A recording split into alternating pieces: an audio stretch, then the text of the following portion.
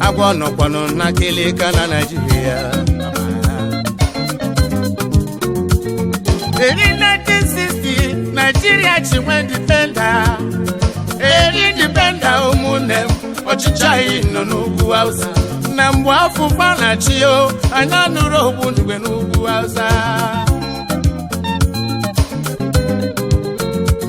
Murtala Muhammed achigonu anyị anụrụ Ogbunigwe n'ugwu Hausa Nanụrụ Ogbunigwe n'ugwu Hausa Tafawa Balewa achigokwa anyị anụrụ Ogbunigwe n'ugwu Hausa Nanụrụ Ogbunigwe be ndị Hausa General Ugoma na chigonu anyị anụrụ Ogbunigwe n'ugwu Hausa Nanụrụ Ogbunigwe n'ugwu Hausa Alhaji Shehu Shagari achigogo na anyị anụrụ Ogbunigwe n'ugwu Hausa Nanụrụ Ogbunigwe be ndị Hausa General Abacha chigo anyị anụrụ Ogbunigwe n'ugwu Hausa Nanụrụ Ogbunigwe n'ugwu Hausa Ibrahim Babangida chigonu anyị anụrụ Ogbunigwe n'ugwu Hausa Nanụrụ Ogbunigwe be ndị Hausa Abudu Salam Abubakar chigo anyị anụrụ Ogbunigwe n'ugwu Hausa Nanụrụ Ogbunigwe n'ugwu Hausa Alhaji Musa Yar'Adua chigonu anyị anụrụ Ogbunigwe n'ugwu Hausa Nanụrụ Ogbunigwe be ndị Hausa Goodluck Jonathan achiba fatubo Ogbunigwe n'ugwu Hausa ọ bụzikwa ụwa Naịjirịa ka anyị na-ajụ na 1970 ka ụmụ ụwa chekwanụ n'agha belụ mana ife m na-egbu ụwa wuo na nyabaghị ebere ọkwanụ cha cha cha cha cha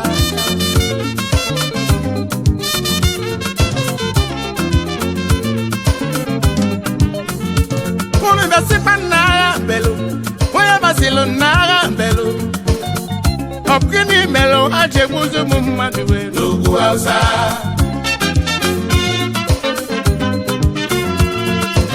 ọ na bụ gịnị melụ ha ji gbugbu ụmụ Jizọs n'ugwu Hausa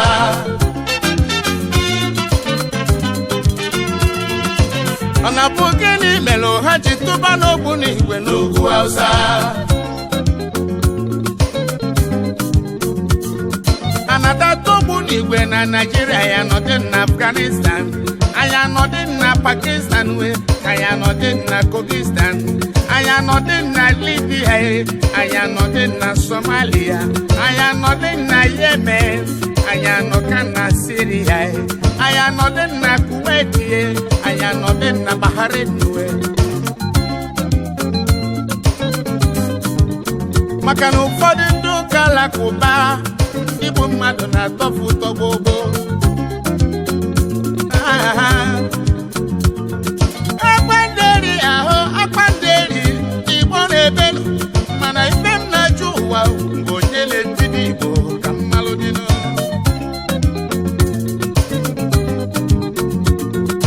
marginalization Igbo na-ebelu gbogbo mana ife m na-agwụ ụwa wuo n'ọgba n'Igbo tiri onwe ya ife gbogbo oli biko n'uwe oke ọ na-elive onye mụ anya mbanụ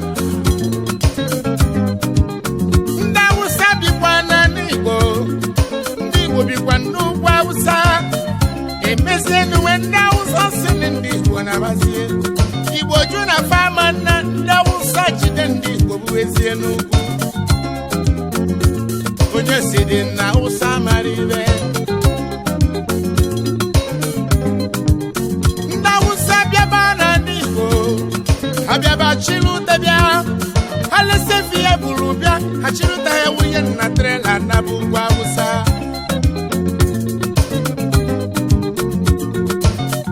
ifunugo onye Hausa bụ na Agụlani na ndị Igbo ifunugo onye Hausa bụ na Agụlụ nọ na ndị Igbo ndị Igbo nọ n'ugwu Hausa ego nọ n'ugwu Hausa ndị Igbo nọ n'ugwu ego na nri n'ugwu Hausa ụkpana okpoko gburu n'ụwa ọkpanụ mkpichiri ya eziokwu na ọkpana Igbo na-egwu onwebe maka na 1995 mgbe Abacha na-achị obodo Abacha kpọrọ ndị Igbo ndị Igbo si ndị Igwe gbagote na Abuja o meleme nọsikwanụ ka ya si elu n'ufe olili kafata kuwanu enyi biko nuwe agini mesizile nuwe me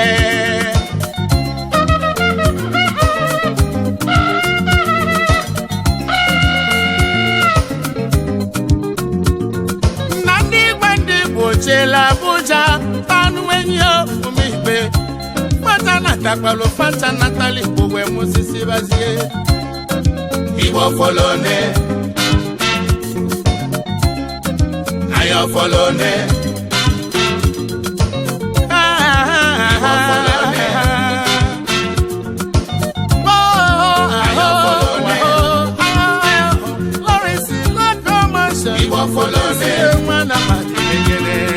Anyi kule kuna mbu Anyi gofu nime Afrika Anyi kwele kwena mbu Anyi gofu nime Nigeria Le general biku nime boji pala Ike mawanewa Okwe kule kubobo Okwe funo kwa fansha Dale mesulepa Emeka pulosio Kosi nubu nandira First class citizens they celebrate, they chant Hello, hello, hello Second class citizens they are hungry, they cry Why? Those that are born to rule, they celebrate, they chant Hello, hello, hello Those that are born to suffer, they are hungry, they cry Why?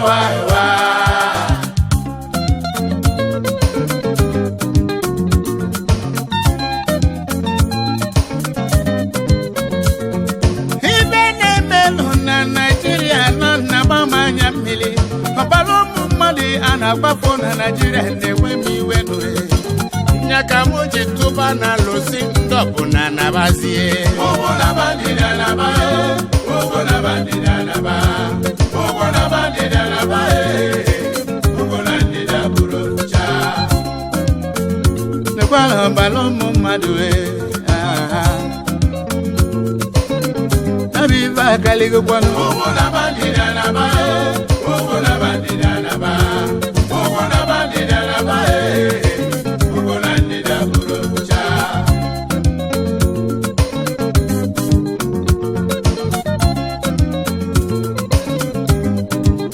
Makana nyi kwele kwa na mbunu melo ndo chachiri nyoba hii dipenda Nigeria will independent when you're not touched if I will maybe younger. It will independent when you're not chief if I will ya banga. If a pule kunamboha, if a pula brosip with a magelmeo, if a pule kunamboha, if a pula brosip with a magelmeo.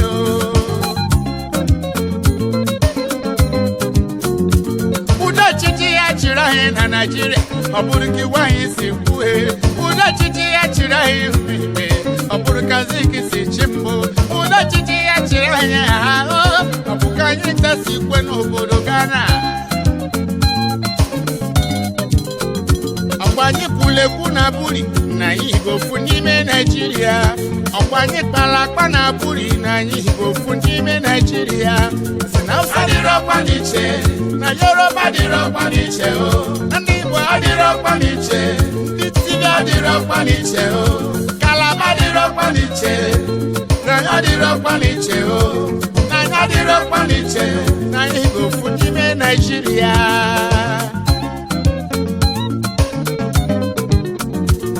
Mala ifai pule kuna mbuo, Abrozi kwive majelme o.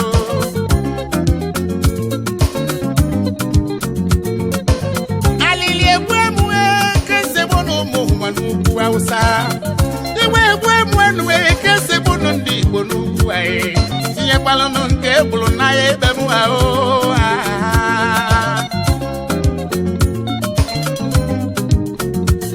ibe malezo bunu wa o mi be mu akazu dia atuwo bu ni gwe nonu kasitu kwa na kenda la kuba makatu ankala kuba ezoku mu Boko Haram wana Anya malodu Anya ne bofu ai Anya we gbalunwa Anya ne bofu ai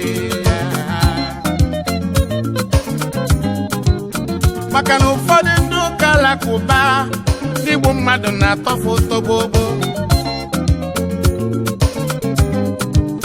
Obama no kwagi bulo sama. Obama no kwagi bulo sama.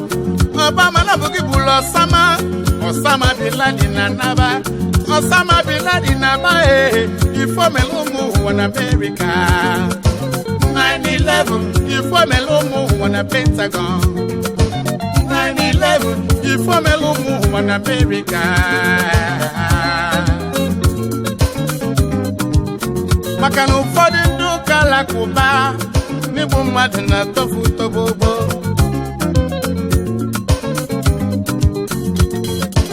Chibụka dị Igbo oyi na oyi anọkọ mmụọ.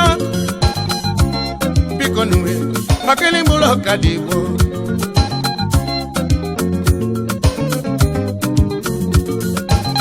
Sare ngịwa nago maka n'ịbụrụ sare ngịwa.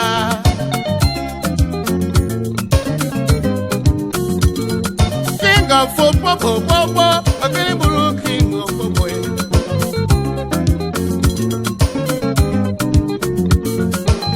The lengi one nado, onye bulu dum the lengi wa.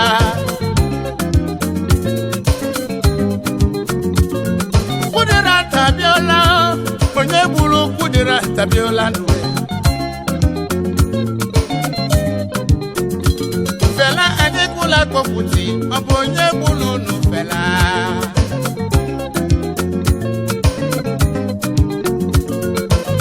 Nyaga moji kubezi asimu ndobu na nawazi. Ogo na bandida na bae, ogo na bandida na bae, ogo na bandida na bae, ogo na bandida burucha. Ogo na bandida na bae, ogo na bandida na bae, ogo na bandida na bae, ogo na bandida burucha. Fọdụ ndị ụka alakụba n'igbu mmadụ na-atọfu tobobo.